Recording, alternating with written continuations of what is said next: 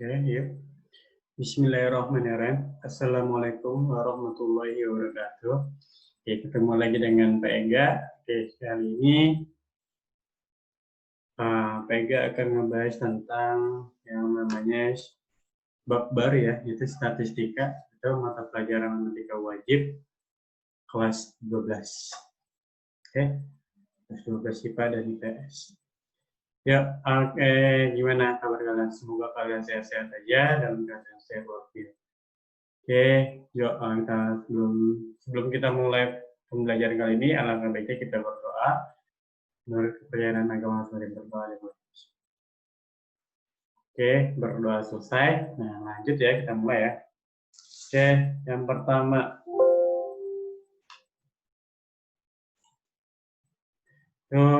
Kita akan masuk ke statistika. Oke, dibuat oleh saya sendiri, Mega Kurniawan SPD. Terus lanjut.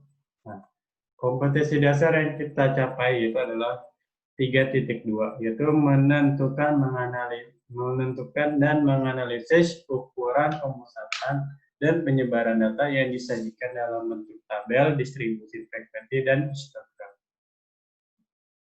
Oke, 4.2-nya yaitu menyelesaikan masalah yang berkaitan dengan penyajian data, hasil pengukuran, dan pencacahan dalam tabel distribusi frekuensi dan histogram. Oke, lanjut. Nah, indikator pencapaian kompetisi atau IPK-nya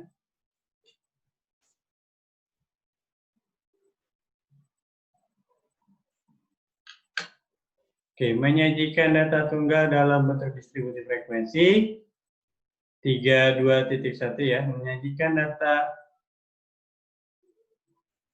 menyajikan data tunggal dalam bentuk distribusi frekuensi, diagram batang daun, diagram batang, diagram garis, dan diagram lingkaran. Oke, 3.2.2 lagi yaitu menyajikan data kelompok dalam bentuk distribusi frekuensi, histogram, diagram batang, poligon itu sama kayak diagram garis ya, distribusi frekuensi, kumulatif, dan ogif. Oke, terus 32.3 itu menyelesaikan masalah yang berkaitan dengan penyajian data hasil pengukuran dan pencacahan dalam tabel distribusi frekuensi dan histogram. Oke, 42.1 menyelesaikan masalah yang berkaitan dengan menyajikan data hasil pengukuran dan pencacahan dalam tabel distribusi frekuensi dan histogram. Oke, definisi. Nah, oke, masuk. Oke, statistik adalah hasil pengolahan data dan analisis data.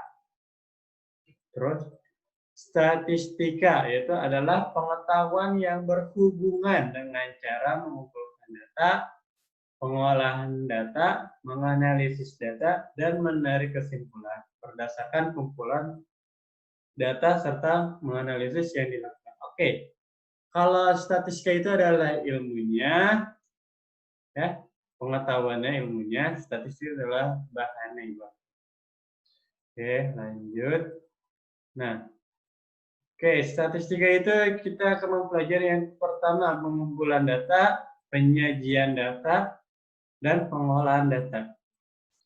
Oke, pengumpulan data itu ada beberapa macam, yaitu seperti angket, wawancara, observasi, pengukuran, dokumenter, video, foto, dan kawan-kawannya. Penyajian data itu ada tabel, diagram, sama grafik. Terus pengolahan data itu ada data tunggal dan data kelompok. Oke.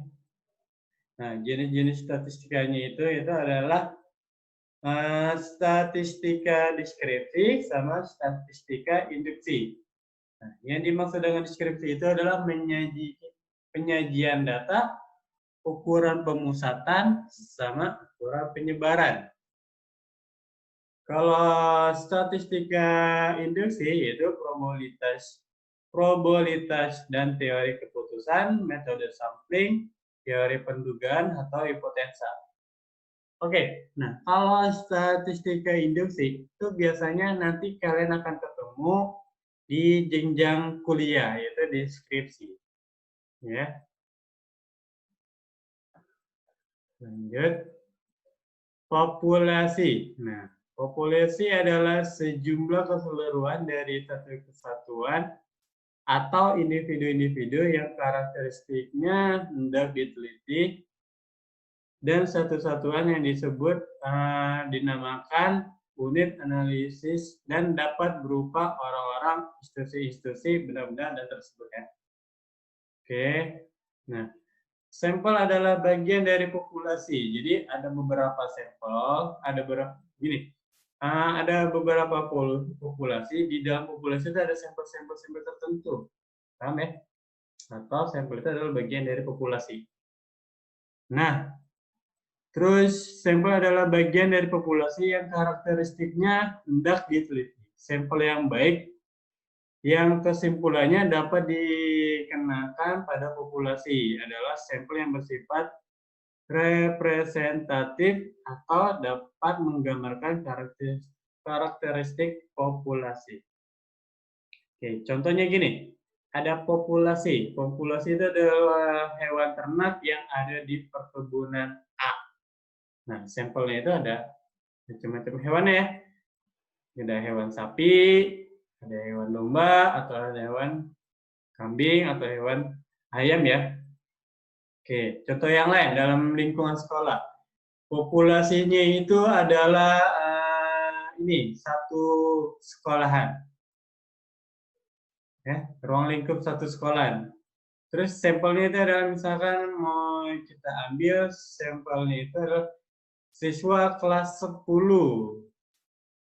oke, siswa kelas 11 atau siswa kelas 12. Oke, lanjut. Nah, jenis-jenis data. Jenis-jenis data yaitu merupakan data yang terbuat dengan menggunakan kata-kata serta kalimat, adapun data kualitatif yang berasal dari hasil wawancara, analisis dokumen, diskusi, transkrip observasi, foto, maupun sebuah rekaman video. Contoh, itu adalah data penilaian kinerja OSIS atau MPK. Kinerja OSIS dan MPK ya. Atau kinerja guru, atau juga kinerja kepala sekolah atau wakil. Oke. Nah, data kuantitatif adalah sebuah data yang memiliki bentuk angka atau bilangan. Data kuantitatif diperoleh dengan pengukuran atau menghitung atau membilang ya. Contohnya data tinggi siswa, data nilai siswa pada pelajaran matematika, terus data berat badan siswa, ya. Jadi dia kuantitatif itu berupa angka. Oke, jenis-jenis data. Dilihat. Nah, data itu dibagi dua tadi ya, kualitatif sama kuantitatif. Kualitatif itu adalah jenis kelamin, warna kesayangan, asal suku, tempat tinggal, dan kawan-kawannya ya. Oke, kuantitatif itu jadi berupa angka, itu ada diskrit sama data kontinu. Nah, data diskrit itu adalah jumlah mobil, jumlah staf, TV, jumlah siswa, dan lain-lainnya. Kalau data kontinu itu berat badan, jarak kota, luas rumah. Jadi dia berkontinu ya, berkelanjutan. Ya, lanjut. Penyajian data. Itu bisa bentuk barisan. Oke. Yang dimaksud dengan bentuk barisan itu ada data yang berupa baris, itu data tunggal ya. Mesti data tunggal. Terus disajikan dalam bentuk tersusun. Berarti ada sebuah data tunggal yang acak, kita susun dulu terlebih dulu dari data terkecil sampai data terbesar. Ada tabel distribusi frekuensi, yaitu bentuknya tabel. Ada juga yang namanya diagram. Ada diagram batang daun, diagram batang, diagram garis itu sama kayak poligon, atau diagram lingkaran. Diagram lingkaran itu dipecah berupa sudut atau berupa persentase. Lanjut.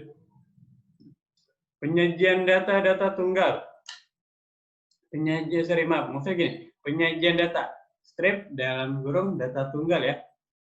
Nah, oke, bentuk barisan yaitu perhatikan data berikut ini.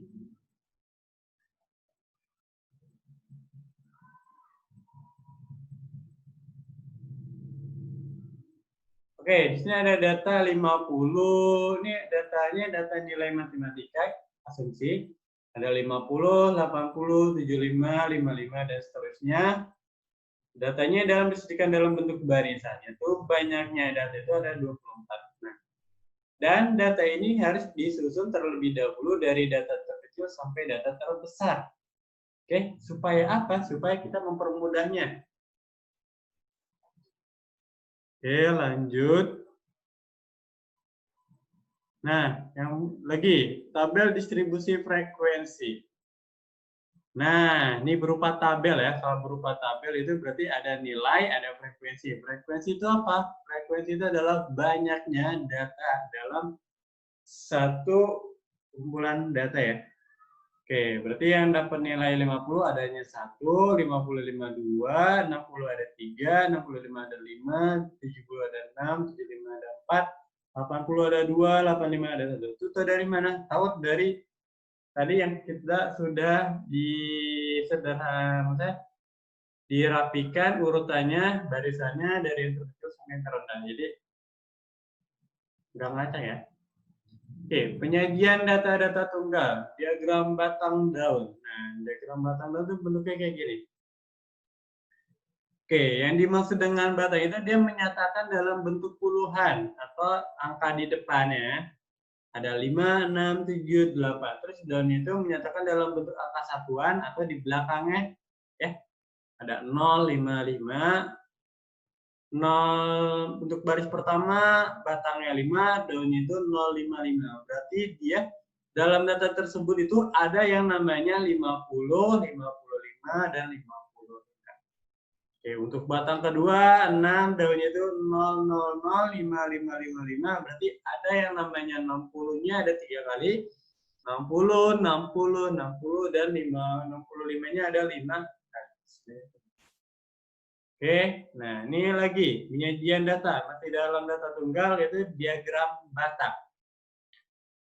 Diagram batang itu yang di bawahnya nilainya, terus yang di sumbu X-nya nilai, sumbu X-nya itu nilai, terus dalam sumbu Y-nya itu adalah banyaknya. Di sini bisa disebut dengan N atau anggotanya ya. Oke, yang nilai 50 ada 1 orang, 55 ada 2 orang, 60 itu ada berapa nih? Di sini 1, 2, 3, 3 orang. 65 ada 5 orang.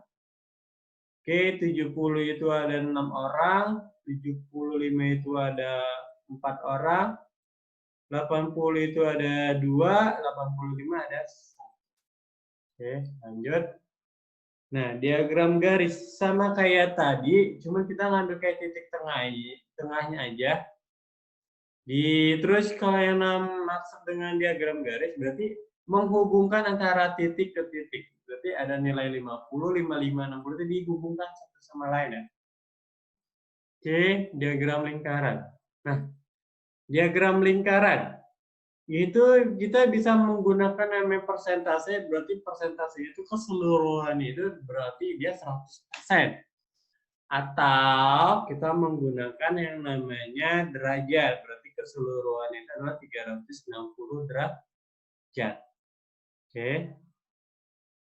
Nah, nanti tugas kalian adalah membuat diagram lingkaran yang di sini, cuman dalam bentuk persentase, dalam bentuk persen ya. Oke, ini. Dah, Pak, tujuan pembelajaran kita kali ini yaitu kenapa harus menyajikan data. Nah, tujuan menyajikan data itu adalah satu, memberi gambaran sistematis tentang peristiwa-peristiwa yang merupakan hasil penelitian atau observasi. Jadi, itu adalah bentuk laporan yang sangat dipermudah atau yang sangat yang bisa sangat dibaca oleh kalian itu. Oke, yang kedua adalah membaca data supaya dapat mudah memahami dan mengerti. Oke, ada sebuah data. Nanti kalau udah dalam bentuk penyajian datanya, itu kalian gampang. Gampang untuk maksud dari data ini kenaikannya berapa, turunannya juga berapa. Oke, lanjut. Terus ada lagi yang namanya membuat proses pengambilan keputusan dan kesimpulan lebih tepat, cepat, akurat, sesuai. Oke, contoh. Produksi tahun segini dengan barang A meningkat, terus dengan barang B menurun. Nah, berarti kira-kira berarti kita harus meningkatkan dengan produksi dengan barang A. Barang B-nya kita minimalis saja supaya ada pemasukannya juga. Oke, maksudnya gitu ya. Jadi kalian dapat mempermudah kalian untuk mengambil keputusan. Oke. Dah, oke. Sekian video pembelajaran kali ini yang bisa Pega kasih. Ini adalah dasar-dasar statistika atau pengantar dasar statistika. Belum masuk hitung-hitungan, ini masih dalam bentuk gambaran umum saja. Oke, ya. Untuk pertemuan Pega kali ini cukup sampai sini. Apabila ada kesalahan, kekurangan, mohon maaf, juga kalau tidak sebesar-besarnya. Oke, jangan lupa untuk terus belajar dan jaga kesehatan kalian semua. Oke, baik akhiri. Wassalamualaikum warahmatullahi wabarakatuh.